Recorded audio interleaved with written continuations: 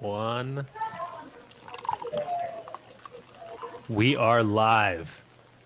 Welcome, everybody, to A Nice Place to Brew. I'm Jason. And I'm George. And I'm Polly. A special hello to everybody who fell for our April Fool's prank. Yes, we are back. Do you really think we would have quit? We're having just too much fun.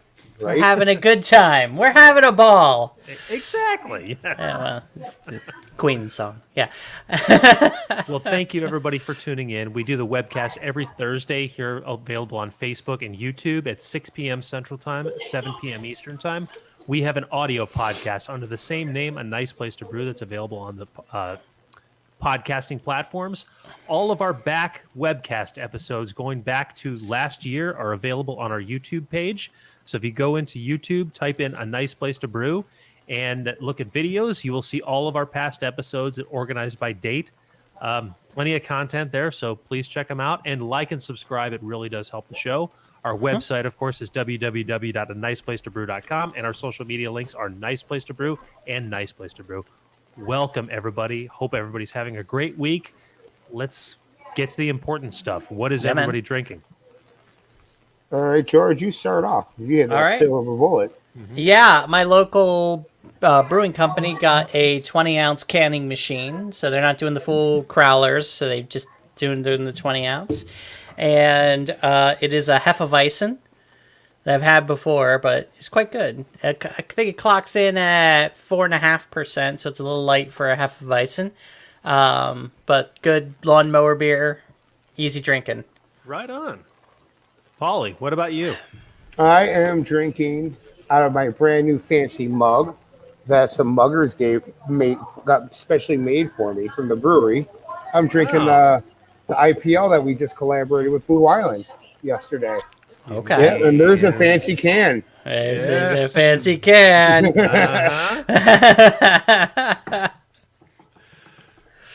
My hands and Polly's hands were a part of this. Mm-hmm.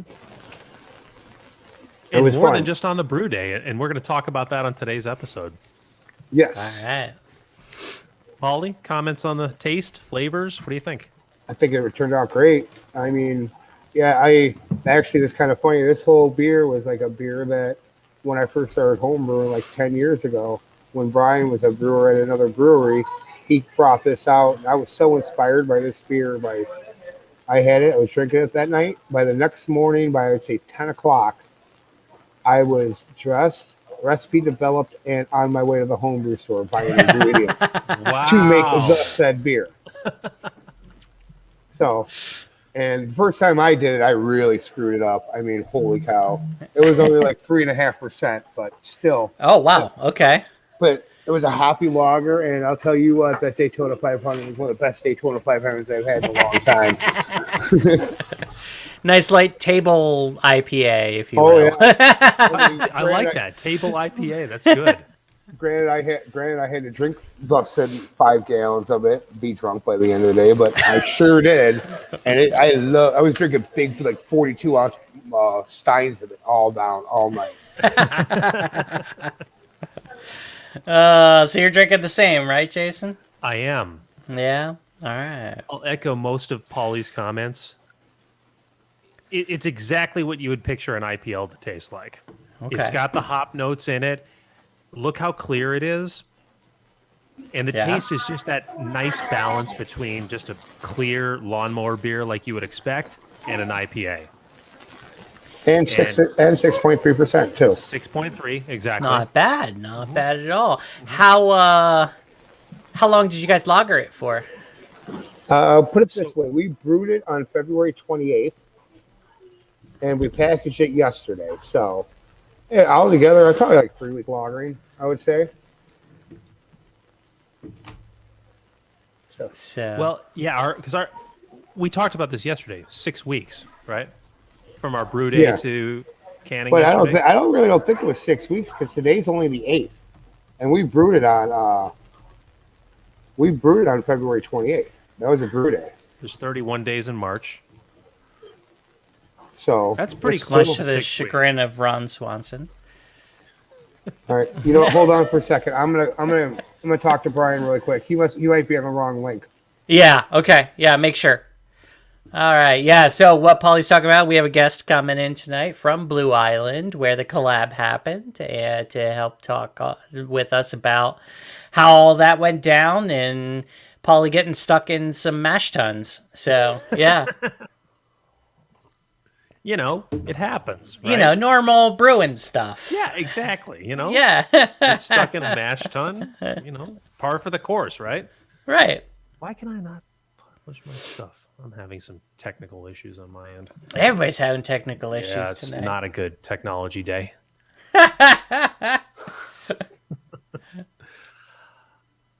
So anyway, prior to that, little update on my situation. I am working on drywall right now. Mudding is still not fun at all. And I'm hoping to have everything up and running by this weekend.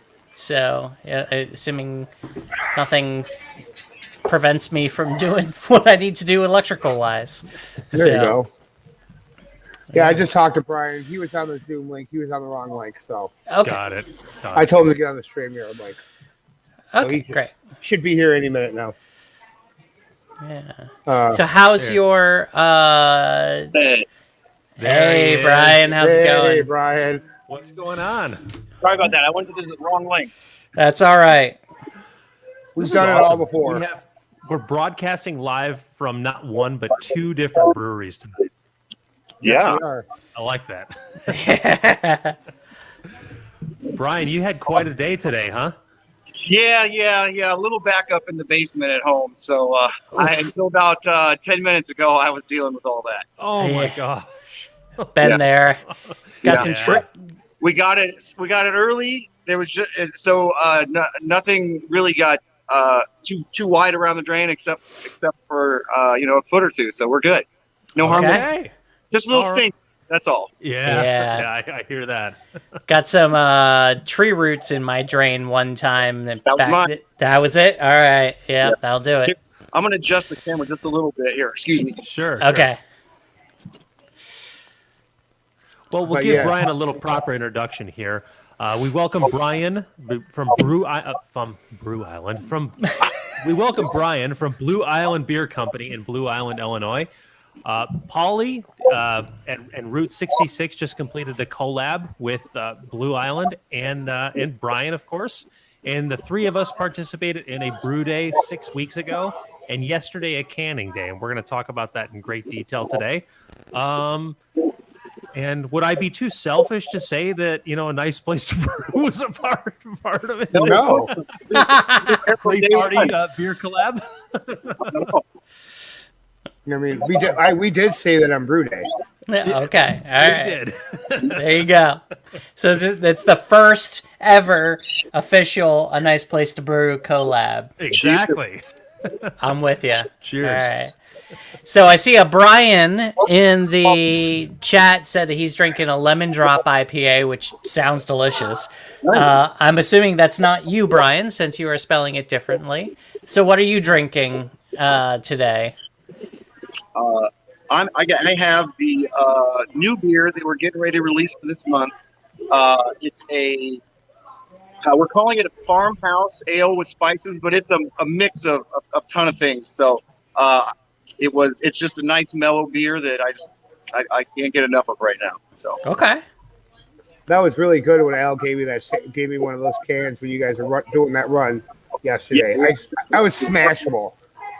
I'll tell you, this is one of the more unique flavor combinations I've had in a long time. Brian, can you go through what the ingredients were? sure. So we started with a base idea of a beer with Goza in mind. So we wanted something that was around 4%, just above. It also was a little bit tart and had some the characteristic salt in there too. So that was the base. And then, honest to God, the beer came to me in a dream. So Yeah. It's a a great story. in dreams, you think about it for a minute and like, oh man, that's terrible. This one wasn't so bad. So I decided I'd give it a shot. So on top of the Go's base part of it, it has orange peel, or sorry, grapefruit peel, Grapefruit and peel. peppercorn, both green and red. And then we decided we were going to add a dry hop to it too. So it has a dry hop addition. It's very, and not a Pacific Northwest type of a hop, but sure a European continental type a dry hop. So and easy handed on it too. So, but very very interesting ale. Oh, fermented with a saison French saison yeast on top of it all. Okay, so you got a little bit of spicy notes from there. How? What is the? I've never used grapefruit rind or peel in anything. What does that add to it? It does add a lot of that citrus that orange peel will, especially the bitter orange peel, but just a little bit sharper, I would say. Okay, so a little more tart. Yeah. And we chose that. I chose that just because it plays a little well in with the sour part of it too. And I say sour, it's more of a tang at the end. If you've ever had like a Belgian saison that was fermented hot, it has that tanginess. This kind of reminds me of that more than a true sour. So it's a very refreshing beer. So it tasted like a 300-gallon drain pour a few times during that whole process, but thankfully it wasn't. It ends up being something I really like. So Okay. When you have new kind of somewhat experimental stuff like that, Brian, do you guys have a pilot system to kind of, so you dump 5 gallons instead of 300? We used to, but I think we got away from that a little bit just because we just figured we'd just take the shot at doing it the true way all the way through fermentation. Because all in all, if you can make an educated guess, and as long as you're not packaging it and marketing it, or you're stopping short of maybe a dry hop or something like that, you're really not out too much money. So and the upside to it is, if it is good, then you've got all this beer that you are ready to go with. That's true. That's true. You don't have to waste a brew day on 5 gallons, when you're It can be fermented the right way. It kicks out some weird flavors. So I always use No, I've already went down hot dog. on Sorry. So, okay. Yeah, no, good. Yeah, it's interesting. So I'm glad it's not a true sour. You scared Jason away, but other than that, yeah. I got a taste of this yesterday too. I will echo all these comments. It was very, very unique and very tasty. I have come to really enjoy a little bit of tartness in beer. I think if it's added in right, even if you're not going for a sour flavor, just that little back end tartness is really enjoyable sometimes. Yeah, for sure. Yeah. So, Brian, I'm having can number 2 from our canning day yesterday from the IPL, and I'll tell you, you raised a point that really stuck with me yesterday about the fact that this beer would further clarify over time. Yeah, and I feel like I'm tasting the difference already just from yesterday to today. The beer is already clearing up, and it's more crisp than it was yesterday. Yeah, most definitely. Well, and if you're thinking about a secondary vessel, it really only has this far to settle down. Right. So when it hits the bottom, it's essentially a bright tank. If you pour it carefully, it's essentially decanting it off the yeast, and it's got a nice, crisp, cleaner flavor than when that yeast is roused up.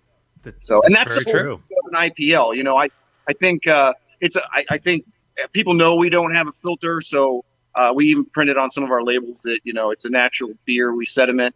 So there is always going to be a chance for some of that on the bottom. But that being said, this poured out very carefully it will be a nice clear beer. do you ever use a clarifying agent in secondary? Yes, and in this one, I know this one will too because we do. We use Biofine Clear. I love that product a lot. It's vegan friendly, and it does a good job that stuff that is non-vegan friendly did. So they use it. Well, if it's vegan friendly, it's obviously not fish bladders. Do you know what it's made of?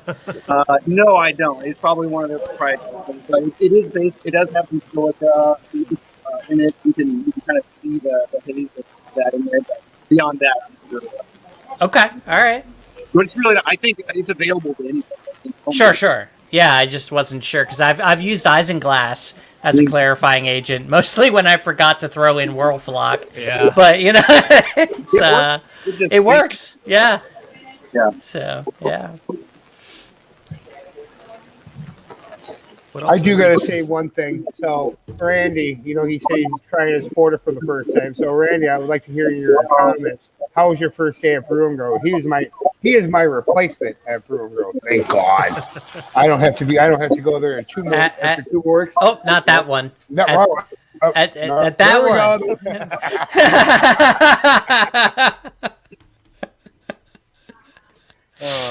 But yeah, Brian, this even now, when I move stuff around, I let it sit for a couple hours.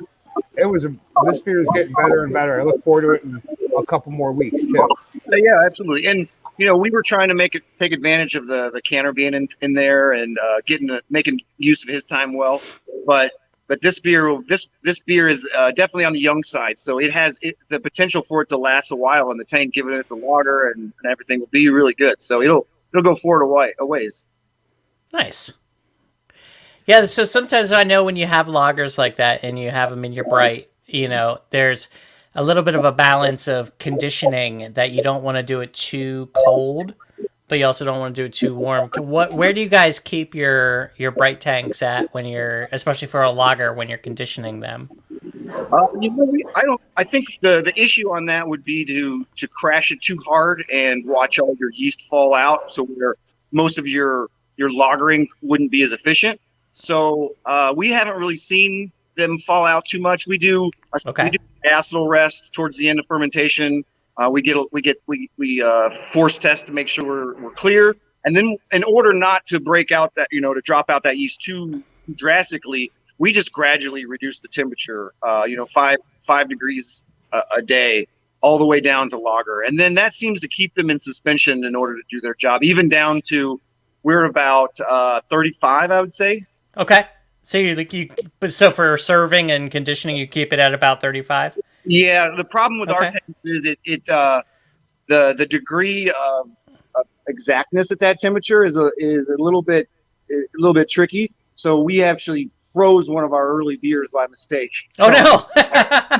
keep it at 35, and it's nice and cold. Drops everything out nice without freezing anything. So yeah, okay. Sorry. Anniversary coming up, I was going through some pictures, and there's a picture going through the fermenter door of all these brown chunks because it was our black ale. So it's pretty funny. Speaking of going through doors, Jason, do you still got the picture I sent you earlier? I texted you a picture that Brian found earlier. I sure do. Yeah, give me a couple of minutes. I'll have it up on the screen. That's what we were trying to recreate on Brew Day when I got stuck in the mass sun trying to get out. Yeah. But that was a lot of fun. 90% out. Yeah, I was. You actually had a side shot too, where my arms were stuck, and I'm trying to do this out of it and everything. I remember trying to get out this time. I was like, okay, I'm 5 years older and more in pain. I'm not gonna squeeze my fat ass through this whole thing. Even though I've lost a lot of weight since then. Still not gonna Oh man. All the shoulders, the arms up. You're like you couldn't. That was where it wasn't down below. It wasn't your gut. It was up here. I'm going to put an album together just while we're talking, and it's going to be comprised of just pictures that we took during our brew day and or canning day during this project. Oh, man. This is going to be great. Jason, did you get a picture of the canning line in operation? Because we never got that. I would love to share those on the brewery's webpage. I've got 3 or 4 pictures of the canning line going. Man, Okay. I'll tell you, those mobile, I assume it was a mobile canning rig that came in. Was. Those are just amazing how they work. Yes, it totally was. And George, you just mentioned, because the beer you're drinking was canned also from your Unionville brewery? Yes, by hand, one at a time in a machine, in kind of like a crowler machine, but for 20 ounce. It's not nearly as impressive. Hey, George, how did they fill that? Was it a beer gun, or they purged the cans and then fill them, or? He purged the can, but it was just out of the tap using one of those tap inserts and a tube. Okay. Yeah. So. All right, because that's the way Chad does it over at Nick and Ivy. So I was kind of curious. Yeah. Yeah, the guys down in Iron Pipe down in Orange have a really good system. They actually have one tap that's it's hooked up to their CO2 tank, and so they take the dip tube, put it in that, purge it, and then take it out and put it in whatever they're going to fill it with. So it's a good system for them. Yeah. I'm going to be a little bit here organizing pictures. Oh, All right. all right. So I just remembered this too. Okay. With Blue Island system being 10 gallons, Polly and I Barrel. stationed 10 barrel. I'm sorry. I did say 10 gallon. 10 barrel system. Polly and I did the labeling, the pack teching, and the case packing. Yeah. And collectively, we went through 1,292 of these cans yesterday. Yes.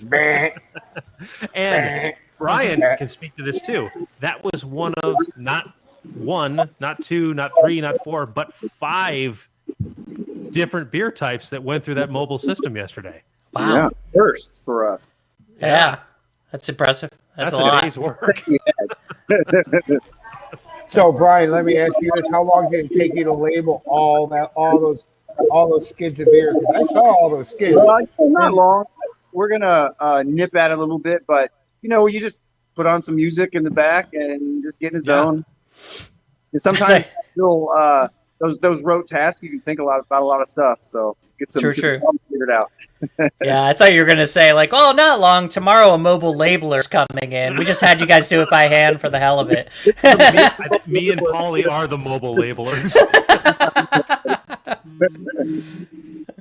I'll show you how I label crowlers down here. I had it made yesterday. All I had to do was hit a button. So, Yeah. I mean, I got more pictures here than I thought I did. my label applicator is one at a time. Adjust it. Oh God! If I want to waste a couple hours, that's how I can do it. Really quick. There you go. So, Brian, your place, you guys held a what did you call it? Jason, remind me, what was that? Are you talking about Sesh Fest? Sesh Fest, yes, you guys did Sesh Fest. It was one of the first times, I believe, that Jason and I were able to serve our own beer at a festival like that. In your back room there. And you guys have still been carrying that on, right? We've had 2 now. Okay. But unfortunately, we haven't actually. But this year, we were going to be bringing it back for the 3rd time. The last several years. So one of them, we had a mobile canner that was in the back, and it was unfortunate that we were just one thing or the next. We weren't able to do it, but in light of just wanting to celebrate beer again and people just having a safe, good time. Sesh Fest seems like that. It's we bill it as a low key fest anyway because it's a low ABV beer. So yeah, exactly.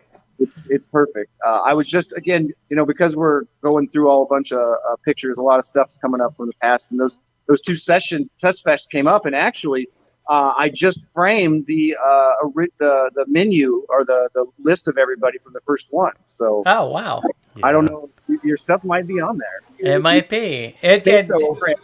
Just between you, me, and the fence post, and everybody listening, ours was actually 5.5%. So we did technically break the rules. Okay, I remember we weren't going to do it. The club wasn't going to do it once, but then you guys already had everything made up, and then Al called me at work one day. It's like, hey, is there anything you guys can claim that's under 5%? I'm like, yeah, we'll figure something out. Yeah, everything was 4.7 on there. I saw. Exactly. No, so Brian, let me ask you this: do you have an idea of when you're going to do that this year, or is it going to be next year? We typically do it in October, and I think by then the state will be up to phase 5 because currently I believe we're at about 20%, and when we get to 50% of everybody double vaccinated, then we stayed up to phase 5. So. We sure be guidance on what to do, on how to have events, and how to do everything safe from both the Illinois Department of Public Health and the CDC. So we'll follow those, and I think we could probably have it either by spreading out in the parking lot or something. But I think this year might be our year to do that. Nice. Well, That's I, awesome. Be nice hope, to see I that hope I again. can. Yeah. I hope I can participate with the brewery that I work at, It's Yeah. along with the homebrew club. October, so we try to steer clear of some of the Oktoberfests because we can get into some of that. But after all those big, strong brewing beers, sometimes you need just a second. Sometimes, yeah. Exactly. That's true. Yeah. That'd be fantastic if it came together. I would brew lots of beer in preparation for that. No question. I think the fun part for us was how all the breweries stepped up, because just like, you guys, they didn't have a lot of those session beers too. So I remember a couple breweries were making shandies. They were doing all kinds of fun things. They were cutting them with, gozes or doing weird fun blends. It was really neat. So I like the creativity that kind of beer creates, because you're not just getting by on the alcohol, giving it both flavor and maybe a little bit of perceived body too. Mm-hmm. So you're working with something that already is working against body and ABV, which is a lot of why people like beer. So to make those beers interesting, it takes a little bit of kind of being creative. So that's why another reason that fest is kind of cool. So Yeah, I agree. Adjuncts and things like that. or fermentation techniques, or Right. souring, or whatever. Yeah, absolutely. All of that is included for sure. Nice. I think there's something to be said too about that being an area where somebody's technique can really show through. And I think that takes on added importance there, because there's less things to hide behind. Yeah. We've talked a lot on this webcast that it's easy to hide things when you're heavily hopping a beer, when you have a lot of alcohol, a lot of adjuncts, a lot of those things can just disappear there. Yeah, agreed. It's Yeah. basically, like Pilsners and stuff. Everybody talks about those being the same thing. It's a little bit more difficult, nuanced, but when they come off good, they're really neat. So Yeah. Very highly technical beers, which are underappreciated by a lot of people, I think. Exactly. Yeah.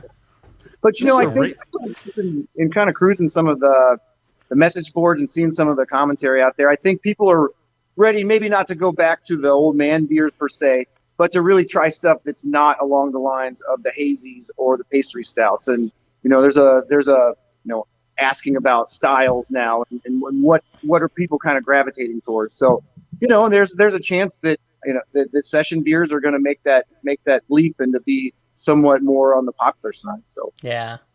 Yeah, my wife calls me an 80-year-old man at heart, and so some of those are my favorite ones. So You're not alone. You're really not. this is an old man beer.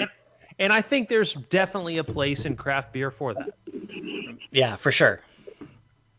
Craft beer has a wide range of drinkers, so it's all in the niche. If you're able to get a big enough niche that you can fill, then who cares what else is out there? You're fitting it. You've got some unique customers. You're making beers for them that they like, that they appreciate, and really that's all you need. Yeah. Exactly. Yeah, the same local brewery that I was talking about before, they have started, because he's done a lot of German beers and a lot of your like traditional Marzen, Ambers, and things like that. But he's starting a little bit of a project where he's kind of going around different regions. So right now he's hitting Belgian beers, which is breaking my heart, and he's doing a bunch of those. And then I'm trying to convince him to go to French beers, get some saison, bière de garde, those kinds of styles in there. But he's kind of going around to different areas to explore and expose people to different styles, which I think is a really neat thing for a brewery to do. Absolutely, yeah, definitely. And the best part is too when the brewer is excited about them, it really comes out in their beer. Mm-hmm. Well, it helps that he discovered that he's got some distant relatives that have a brewery out in that region. So he's like, all right, yeah. Transcontinental collaboration. I don't know if they've gone that far, but yeah, he got a recipe that he had to do a little bit of scaling because their system is significantly bigger than his, and yeah, so Hey guys, I don't mean to cut you in the middle of this. I got somebody popped in and talk about an account. I gotta go talk to them really quick. I'll be back in a few minutes. All right. Okay, Polly. Okay. No problem. You got it. We'll save the pictures for you. I've got All them right. queued up here, and I'm actually really excited to share these. Nice. So, how much of this collaboration was you guys, and how much of it was Route 66? Well, as far as just participating in it, this has been one of the more 50-50 collaborations I've been a part of. There, between being part of the brew day, Polly came down for the dry hopping. Really, I carbonated it in the tank, but that was about the only thing I didn't do with him because he was here for the packaging, the kegging, everything. So, Nice. yeah, we emailed back and forth talking about the recipe. I think we were loosely basing it on a recipe that we both liked when we were at Flossmoor working together. And after kind of hammer it out, we had some fun hops that we wanted to make it unique with some of the blends that are out right now. So we used those. And yeah, from the very beginning, I think even on the art, we were pretty back and forth. I even sent them a couple different options a few times, and they for sure liked the one of the first ones we sent them. Yeah, that was it. Nice. Yeah. Yeah. Yeah, I could see Polly liking that one. So, It is really, really good can art. so I have a question that came in from a frequent viewer of ours. He says, any of you use Huel melon hops? If so, any hints on what to do with them? He corrected it and said pound. So I've not, but Brian, have you used Huel melon hops? Actually, yeah, we were just I just cleared up or kind of looked at a recipe that we've got coming up for a seasonal beer, and it's a light wheat ale. Okay. And we're going to we add passion fruit puree to it during fermentation. So it's kind of a summer beer. So it comes out. It's our May seasonal. So and the reason we use it is just because it has a really nice citrusy aroma and flavor without being too Pacific Northwest. You know, it more on the sweeter side, I would say, like mandarin orange type of stuff. Given the characteristic of it, it really played well into a light wheat ale. That was what we used it with. Okay. I think it was only in the range of in the teens on the IBUs, so mostly on the tail end because actually passion fruit has its own little bit of strange bitterness to it. So Right. So a little bit. So definitely more of a flavor hop than a bittering hop is what you're saying. well, and it's not so high on the alphas. So you know, really Okay. it plays into being more of an aroma hop anyway. So Yeah. So, Jason, did you ask a question? What's going on here? I did. I'm taking this from a message board that I read earlier today. Okay. I'm intrigued by the question, and Brian, I think you would have some really good insight on this. It's a question about acid malt. I'll read this off. Acid malt. We're used to reading up about 1 to 3% of total grain bill to make a more fermentable beer, bring down the pH level. But has anyone upped the acid malt to 4 to 5% to bring a slight tartness to a beer, or would this better be accomplished with salts and lactic acid additions? So the question is, can you basically skip over some of the water additions, add an acid malt addition, and can you accomplish the same thing? I do, especially if you pick the right one, because the Germans they still make their acid malt through the purity law. So they mash it and they let it sit. So essentially, they are making a malt that is a sour mash malt, and then it's just not been ground up or anything like that. Okay. So for sure you could. I'm for sure you could. The one thing you'd want to make sure is to watch the pH, and you'd want to, because that obviously is used to adjust pH. So you would want to bring it down into the same pH that you would if you had a sour mash or a sour kettle sour, something like that, somewhere like 4.2, like because otherwise you're going to start to affect the fermentation of it. Right. So and that's on the one side. There's actually a new product, and I'm not sure how small of quantities they make it available, but Vireman just came out with a product that's called Sour Word. and I do believe it's very analogous to their dark malt extract, that they make in order to color beer. So they take what might be their acid malt and make a mash of it, which really doesn't do anything because there's nothing else in there. It's too sour. But then they concentrate it just like they do their dark beer colorant, and it becomes this concentrated sour liquid. Okay. It's 20 pounds. It comes in basically maybe a 12 by 12 inch box. But they've basically taking. Have you ever dealt with the Vireman colorant that they take? They do an extract of carafa malt. It's really and they use that as a colorant for beers if you just want to really dial in the exactness of the color. They've done it, I believe, with their sour malt. So he's thinking through what they've already done in product, but that's perfect. I think you can monitor the sourness of it, the pH, and you probably yeah. The only thing I think you could really run into though is over souring. And like you said, affecting the fermentation. Yeah, but a sour mash also, the yeast still have to deal with that same sour. You're in this true. range, a 4.2 pH, no matter where you get it, especially that way, the yeast will be as sick or whatever, or just as tough dealing with it. They're pretty resilient too, especially you get the right yeast strain. You're only asking for a little bit of fermentation when you're going from 4% beer. True. Yeah. So have you ever, and I just thought about this, and sorry, Jason, but have you ever thought about making a regular beer, and like you were talking about with some of the other beers with Seshfest, kind of combining it with a goes together, but have you ever thought about making a regular beer and making a small, very sour addition to add to the beer to create that sour flavor but making sure that you can have a healthy fermentation of the beer base? Is that a thing? I'm sure it is. I think if they've got the sweet syrups to add to a sour beer, maybe they have some sour syrups to add to a regular beer. I don't know. Okay. But right. If they don't, it's a really great idea. Well, $1 million idea right there. Yeah. So. No, I suppose you could really get you could do a nice preparation like a citrus fruit or something where it's really tart. It's kind of what I'm thinking. Yeah, is like a citrus kind of addition to All right.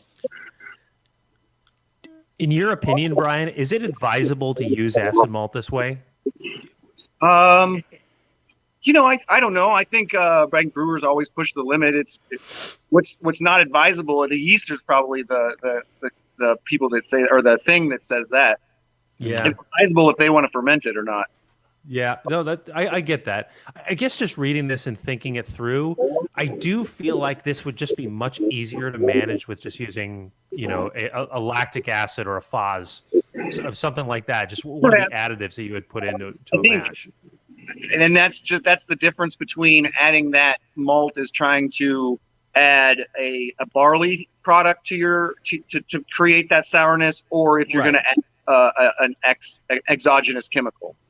Okay, that's a good point. Yeah, it's all the mindset. I think I really like the flavor. Have you ever eaten sour malt like that acidulated malt? It's delicious. Don't think so. It really is. Really? Yeah. Huh. It gets you go back in the corners of your jaw, just like anything sour does. But then, it's not bad at all. Okay. I need to find a way to make this happen. Yeah. Go over to the world famous Brew and Grow in Bolingbrook, Illinois, and buy yourself a little thing of sour malt. Can I just call them ahead of time and say, "Hey, get a mash going for me with just these specific malts," and I'm coming with a spoon, and I'm just going to chow down. Hey, Randy, have it ready for Jason on Saturday over there. Deal. I'll be there. If you're trying to be safe about what organisms you introduce to your systems, I think that's also a really smart way about not introducing things that could potentially infect your system. That's point. True, yeah, because you wouldn't end up using like lactobacillus or something like that. So all that has been cured when that malt is dried. Yeah. Okay, that makes sense. So Oh wow, this is gonna happen now. Oh boy, signed up. I'd love to hear it. But essentially, I think they make a liquid version of that product. So Okay. of what that idea is. All right. So since Paulie's back, and before we get into pictures of our time making this beer, Brian, can you mention real quick where can people find this beer? Well, we're not distributing much of it. I'd have to check with our distribution guy, Alan, on where it's going. I know for sure it's going to be down in Wilmington. At least half of the batch went down there. Literally half the batch went down there. So it's available at 2 spots right now. We're going to be starting debuting it at our anniversary party this weekend in cans. And I know, are you guys already have it on right now, or? Yeah, we put it on today because we're running out of beer. We need to fill taps, so it's on right now. People are loving it. And yeah, sorry I had to walk away, but this was a guy that's been calling a while ago. He's owns a bar right down the street that wants to turn into a craft beer bar, and it could be a possible account for a few of us, you yourself included, Brian. So he's trying to turn. He picked up a rail of like 35 tap handles. Oh, so damn. He's out running around trying to pick up accounts. Like I guess he said he worked across the street from Noon Whistle for many years. So Whistle. I still have a grudge against that place for that cucumber beer. I do too. Are we talking about grudges, George? We can talk about grudges. I don't know where that's going. Yeah, right. What's going on here? So yeah. Brian, Blue Island's having an anniversary this weekend. We are, our 6-year anniversary. Nice. Oh, that's awesome. Congrats to you. Yeah, well done, sir. Sometimes it feels like... when can people come down? Well, they can start our Saturday at 4 p.m. We're going to have a little bit of music in the parking lot. I think we're going to be sending out an email tomorrow or just an update to the event that it's going to be rain or shine, so bring a poncho. But at least it's 60 degrees and raining. We'll keep the band dry, but basically there would be so limited number of people that we could get in our back room if we were going to have it right now here that I think we'd be disappointing more people than would enjoy it. So we'll stick it out there, and if people want to get a little sprinkle on, hopefully it's not too heavy, and people will be good-natured about it. So we'll deal with it as it comes. It's Mother Nature. Yeah, true. But, bring the tents, bring the ponchos, absolutely. Anything you need to stay dry, right? We're encouraging people when they it's a tailgate party. You can bring a tent for right to the next to your car. So we're encouraging that, and it should be a good time. We have a nice, pretty big parking lot. You can bring out a little folding chair, listen to music, and sit under a tent. But we're definitely debuting some of these beers we recently canned. So we're going to have that. Sunday is going to be a craft fair and some more live music in the afternoon there too. That's awesome. Do you want to tease some of the beers that'll be available? Yeah, absolutely. We're having the Holiday Road, which is the Route 66 collaboration that we did. We're going to have the Grimm Fairy Tale beer that we just canned. Also, that one is going to make its debut. That one, and just those we were going to have some variants that we had from our Stan's Donut Day. So we're going to have like a variant of our Imperial Jerks or Imperial Cream Soda Stout. We're going to have some flavors of that beyond too. So all that's Imperial awesome. Cream. How do you get the cream soda, flavors in there? Well, so since we opened, we wanted something for people that was non-alcoholic that people could get, especially if it was poured from the taps. It looks kind of cool for if a kid gets it or whatever. But we've always done non-alcoholic sodas, and one of the early candy combinations that people did was they would mix cream soda in with a sweet stout we did, and so after a season of that, we were just going to take the ingredients from the cream soda and then infuse them as just basic ingredients into the beer. And it worked out for you? It did. It worked out great. This one is it's a double version of that stout, so it's even further past the regular. So Sure. Okay. and that was a fun event. Stan's Donuts is a great place. We ended up selling. They sold a bunch of donuts. We paired them with the flavors of beer. We had a cherry, a pistachio, coconut, and we did coffee. So we had coffee variety too. So it was fun. Nice. That sounds delicious. It does. Wow. So we'll have those on too. And plus, we always do a cask.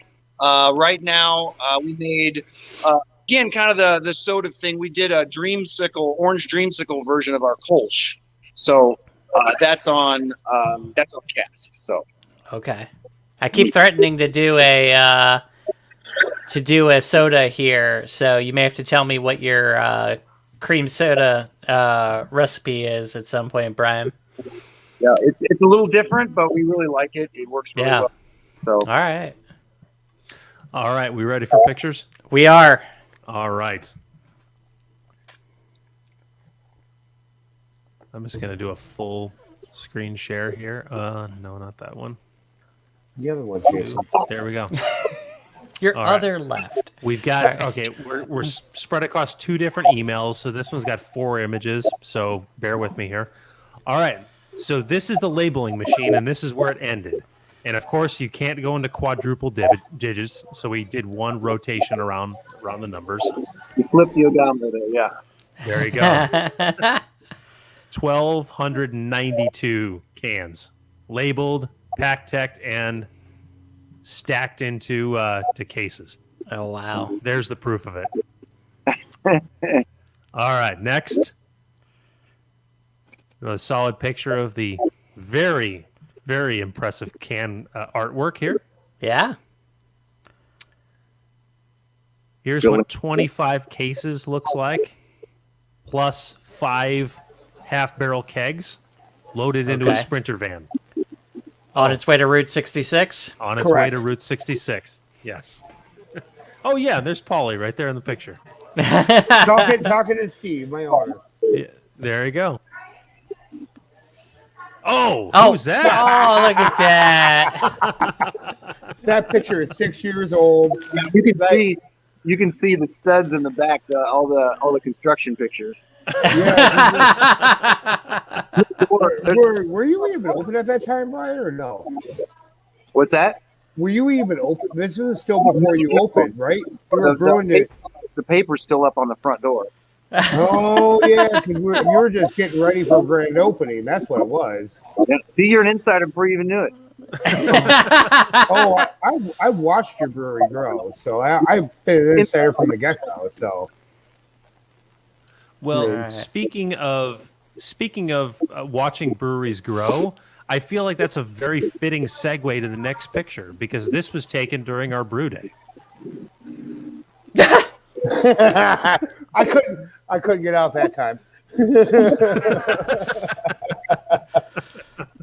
Or Somebody else, Brian. Next time, somebody else needs to go in your fermenter, in your boil kettle, or mash tun. Yeah. Jason, it's you, Jason. You're on it next All time. right, I'll do it. I think I'll even struggle with getting out of there. But I'll give it a shot. What else we got? Oh, Wow. once again, okay, more.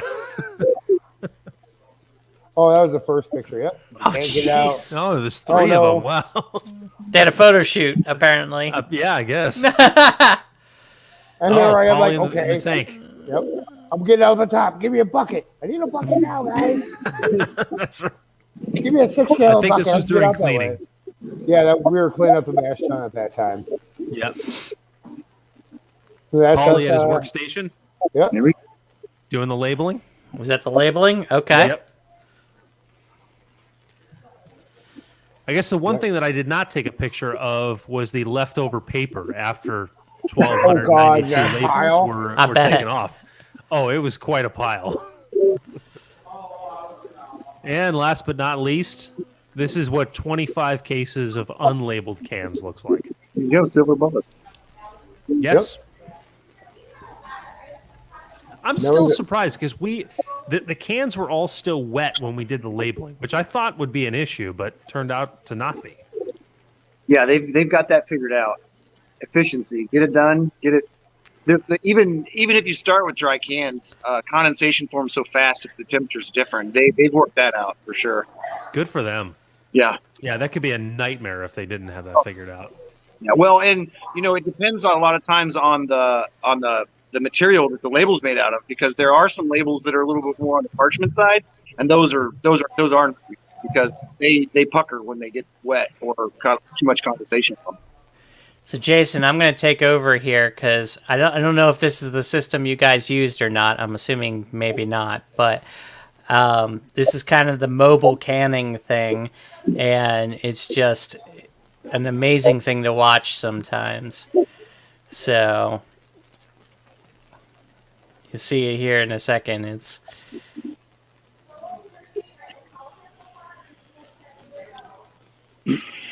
goes through and. I'm seeing some differences already. Are ya? Okay. Yeah. Putting the tops on. That seamer. Oh, I would love to have a seamer like that. Weigh it. Yeah, gotta weigh the cans. Make sure they're full. And then That's our dude. Oh, that's your dude? Yeah, that's Luke. I can. Yeah, he works. Oh. He owns ICANN. Okay. Well, then, there you go. But yeah, man, these mobile canning rigs are just amazing. Yeah. Here's the difference I'm seeing. Is the one that pokes out is when the canner was putting the cans through, it would take 10 at a time. And there was 10 different dip tubes throughout the line. The first 5 were CO2 just to blast the oxygen out of the can. And then they would move 5 spaces forward to fill up the cans. Okay. I'm not seeing any type of dip tube on that video that they just sent.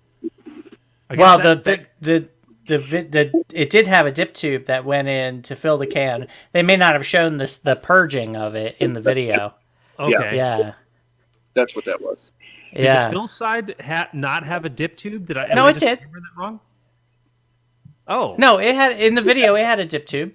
It has a double one because there's another sensor that when the beer touches it, that's when it stops filling. So on that machine, it has 2 on the fill.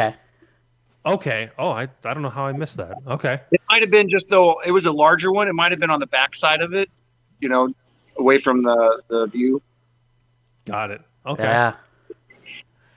Yeah, that one. That was a piece I remember well. Was just seeing the 5 and just the the 10 straight dip tubes just straight down the line. That was the first time I've seen that part of one of the systems. So 1,200, 1,300 cans basically. Did they hook up to your CO2 system when they do that, or do they bring? Yeah, absolutely. Yeah, we provide them with most of their essentials. They bring an air compressor.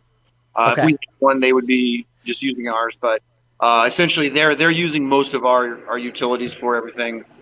Okay.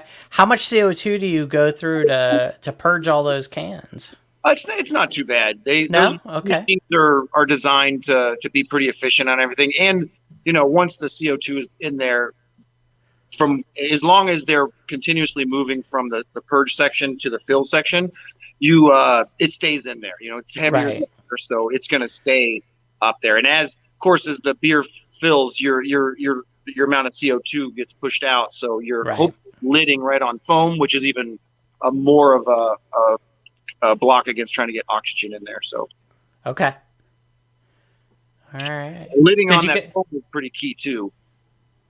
Right. Yeah. Did you guys have any cans that didn't weigh out? Oh yeah, we always do.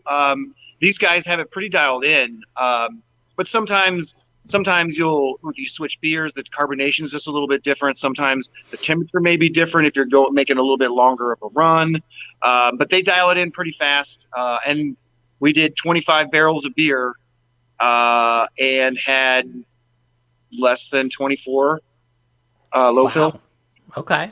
And some of those were seamers where it wasn't necessarily a low fill, but when it came out onto the table, there was a small little drip down the seam. So we give them a good hard squeeze when they come out to try to exacerbate any problems with the seam. Right. You don't always catch them, but most of the time, even then, it was less than a case. Nice. And When you first get started with your own, there's a learning curve. You go through pieces and cases of. It's disheartening sometimes.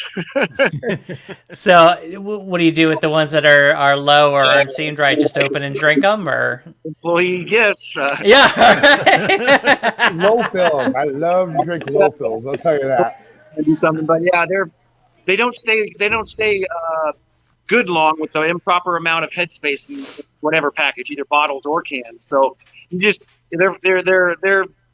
not good. They're not sellable. That's for sure. Right. Sure. Makes sense. But, yeah. But right, I probably have another 5 minutes. I gotta get help. We gotta prepare for this craft fair coming up. So I gotta make some crafts. All right. Well, we talked about you guys' day and everything. Do we want to just wrap up, Jason? I think we can. Paulie? I'm not against it. I gotta go talk to this guy still. So. All right. Okay. All right. Good deal.